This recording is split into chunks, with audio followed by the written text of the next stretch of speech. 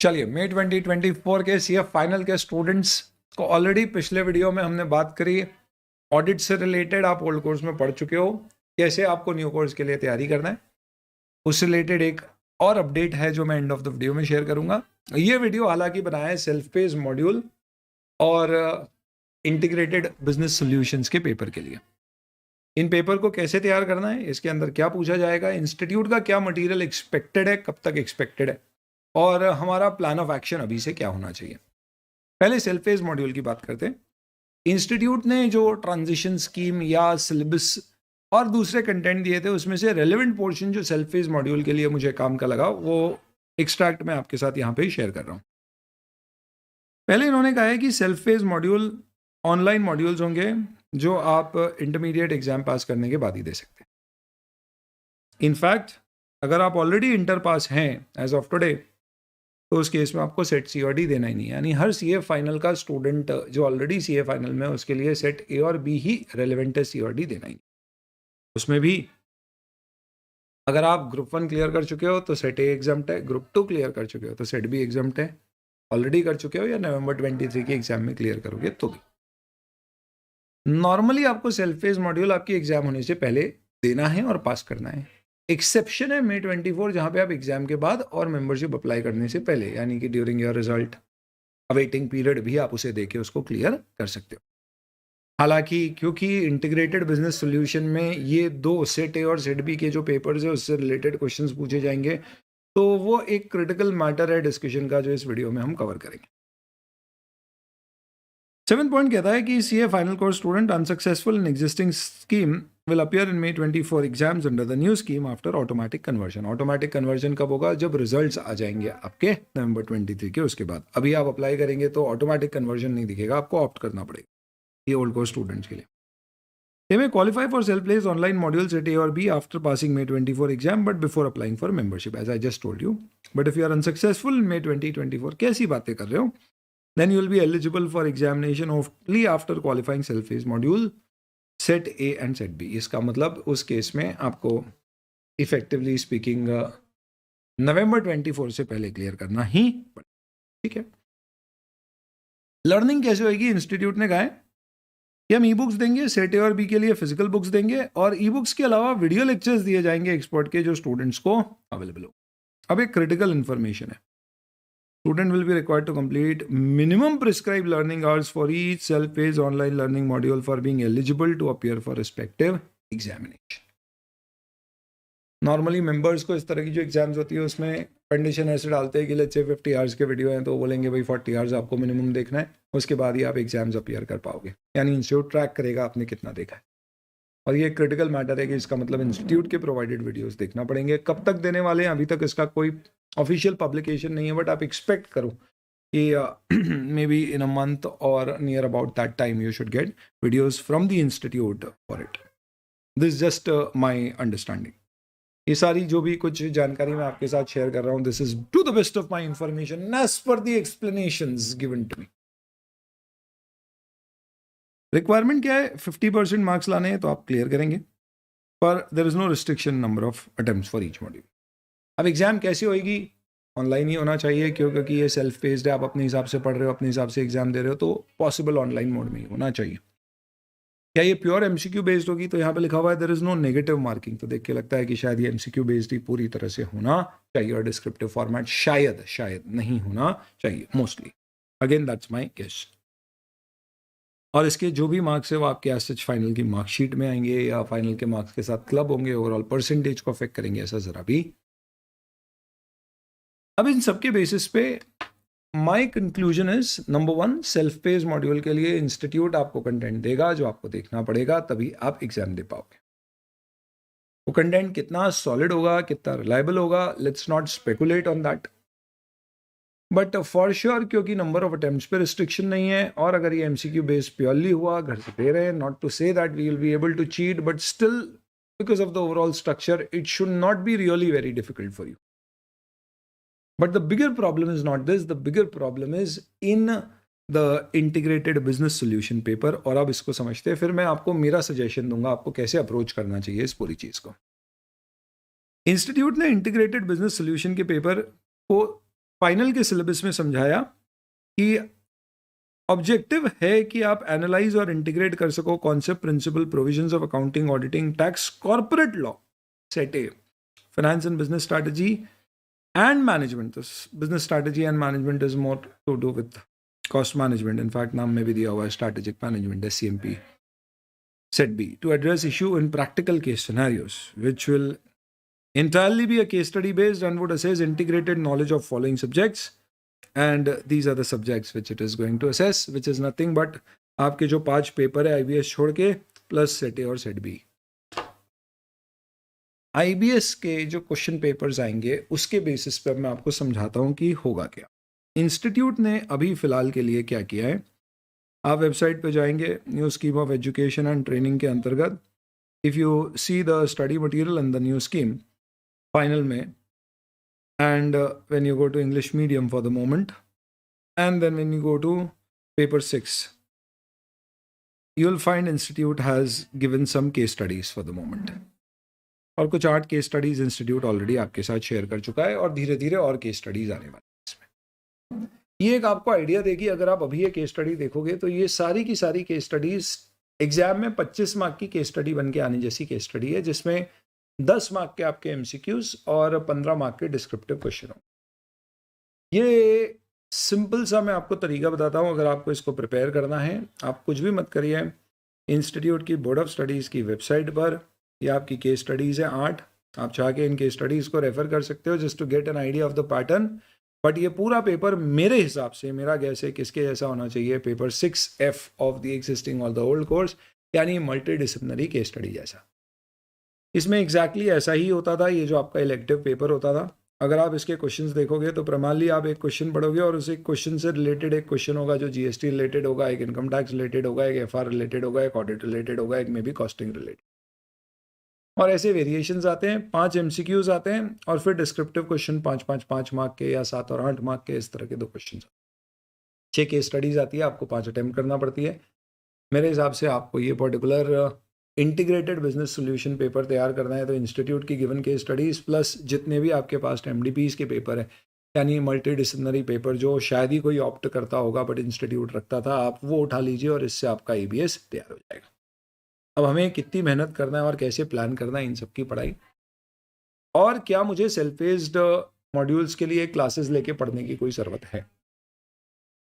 Number 1, paper 6 clear करने के लिए आपको सेट ए और बी का प्रॉपर नॉलेज होना चाहिए.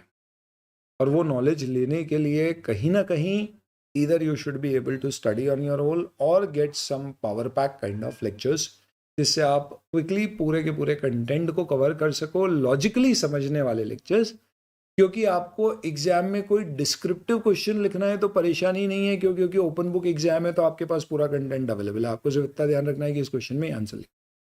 लॉजिकल जो MCQs आपके होंगे उसको सॉल्व करने के लिए, क्योंकि वो आपको परसेंटेज को अफेक्ट करेंगे, आपकी रैंक की प्रोबेबिलिटी को कम ज़्यादा करेंगे. इस कारण से आपको ideally speaking self page module के लिए किसी प्रकार के एक्सपर्ट लेक्चर्स लेना चाहिए, या अगर आप लगता है सेल्फ स्टडी कर सकते हो तो आपको उसकी तैयारी प्रॉपरली और सीरियसली करना चाहिए. आप उसे इग्नोर नहीं कर सकते. डरना नहीं है जरा भी. इनफैक्ट ऑनेस्टली स्पीकिंग 2-3 अटेम्प्ट होने के बाद ये पेपर अपने आप में, मुझे ऐसा प्रेडिक्शन है कि ये बहुत डाइल्यूट और इजी लगने लगेगा, क्योंकि ओपन बुक है. और अगर इंस्टीट्यूट ने जैसा इलेक्टिव में पहले होता था रिपीटेटिव पैटर्न फॉलो किया तो it is not really something which is going to create too much of an issue. But अगर इसके पेपर इंस्टीट्यूट ने नए लेवल के बनाए, रिपीट पेपर्स नहीं पूछे, then this is going to be real tricky paper to clear. But at least we go with the philosophy of prepare for the worst and hope for the best. तो अभी के लिए आपको इसे सीरियसली कंसिडर करना चाहिए, at least for the coming 1 year और 2024 में नवंबर एग्जाम्स.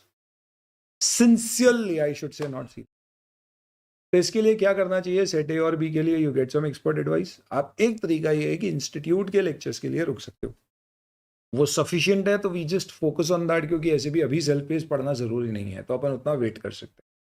क्योंकि ऐसे भी मुझे वो लेक्चर्स टू सम एक्सटेंट तो कवर करना ही पड़ेंगे in order to become eligible to appear for the. उसकी इफेक्टिवनेस क्या आएगी, I am not speculating on that as I said earlier, but yes वो एक तरीका हो सकता है कि वो कर लिया, एक बेसिक आइडिया हो गया, उसमें एक आइडिया मिल गया, देन यूट्यूब के थ्रू मुझे कुछ एक रिवीजन इनफैक्ट एक गाइडेंस वीडियो मिल जाएंगे कि क्या मटेरियल लेके जाना चाहिए, कौन सी चीज़ें इंपॉर्टेंट है, हाईलाइटेड मार्क करी हुई मिल जाए। अगर मुझे इंस्टीट्यूट ने सेट ए और बी का मटेरियल पब्लिश किया, उसमें मेरे पास अगर एक कोई ऑनलाइन ऐसी मटेरियल कंटेंट तैयार हो जाए जिसमें सब कुछ प्रॉपरली इंडेक्स्ड और मार्क्ड हो कि मैं उसी का प्रिंट आउट निकाल के ले जा सकूं, तो आई थिंक वो अपने आप में एक हैंडी सोल्यूशन होगा। और ये सब सेट ए और बी क्लियर करने के लिए इतना इंपॉर्टेंट नहीं है जितना ये इंटीग्रेटेड बिजनेस सोल्यूशन के पेपर में इसके जो क्वेश्चंस आएंगे उसको हैंडल करने के। तो उस सेंस में the final my suggestion would be A self phase module को हमें सिंसियरली लेना है, बट टेंशन नहीं लेना है अभी के लिए। At least we should be sincere over period, this should dilute. Should I need to take lectures immediately? I think we can wait for a month and look at the institute lectures. If you're really time bound, then you can go for right away and take some power plaque classes so that आप concept oriented classes cover कर सको, theory मक करने की जरूरत जरा भी नहीं होगी। और प्रैक्टिस के लिए आपको क्या करना चाहिए? You should basically not for self-paced module but for IBS go with the institute case studies and MDP के जितने भी past पेपर। ICI की वेबसाइट पे थैंकफुली आज की तारीख में ये सब डाउनलोड करके आपके साथ what I am going to do is I am going to share all these particular papers with you in the Telegram channel, ताकि क्या हो सके ये जितने भी आपके पेपर है MDP के, ये अभी आप एक्सेस कर सके, because you don't know institute कब इसको हटा दे। एक्सेस नहीं हटाना चाहिए, पर अब क्योंकि ओल्ड कोर्स हट चुका है तो रियली इंस्टीट्यूट को रखने का कितना सेंस होगा, कितने समय तक, वी डोंट नो। तो ये यहाँ पे प्रीवियस ईयर क्वेश्चन पेपर में फाइनल में you go to 6F multidisciplinary case study paper, जैसे मैं MDP कह रहा था आपको, मल्टीडिसिप्लिनरी पेपर, और इसके अंदर you can find all these particular questions. तो ये बेसिकली अपना तरीका होना चाहिए दोस्तों, किस तरह से हमें हैंडल करना है। No panic is required, you can wait for self paced module for a months time, see the institute lectures, then decide what to do, but we'll have to be sincerely preparing for these two papers, we can not ignore them, we don't have to mug up its theory as such, हमें वो याद करने की जरूरत नहीं है क्योंकि open book में आएगा। हम ये तैयार सेल्फ पेज मॉड्यूल क्लियर करने से ज़्यादा इंपॉर्टेंटली IBS अच्छे से सॉल्व करने के लिए और हमारी रैंक की या फर्स्ट अटेम्प्ट या मार्क्स की प्रोबेबिलिटी, अच्छी मार्क्स की प्रोबेबिलिटी बढ़ाने के लिए करेंगे। IBS की तैयारी अलग से नहीं करना है, सारे पेपर पढ़ना है और क्वेश्चन आंसर प्रैक्टिस करना है, इंस्टीट्यूट की केस स्टडीज और 6F पेपर के पुराने question papers, that should be sufficient. अब एक आखिरी छोटी सी चीज़ मुझे आपको बतानी थी, that was with respect to audit. What the institute has done, in fact कल मैंने आपके साथ जो शेयर किया था ऑडिट के पेपर से रिलेटेड, ओल्ड कोर्स में किया तो न्यू कोर्स में आपको कैसे तैयारी करना चाहिए, उसमें एक कंटेंट अपन ने एसेज का डिस्कशन किया था कि एसेज में हमें कितना इंपॉर्टेंस देना चाहिए, क्या पूरे कवर करना है सिर्फ ICI के study material.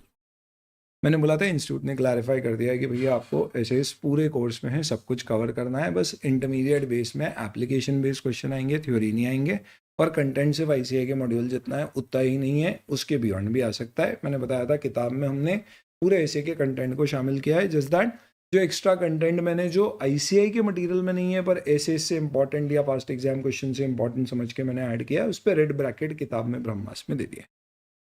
Just to substantiate that particular fact, what I had to share is institute ने क्या किया है। अब in this particular board of studies में अगर आप देखेंगे तो इंस्टीट्यूट में ये जो मैं आपको दिखा रहा हूँ, this is basically the new portal.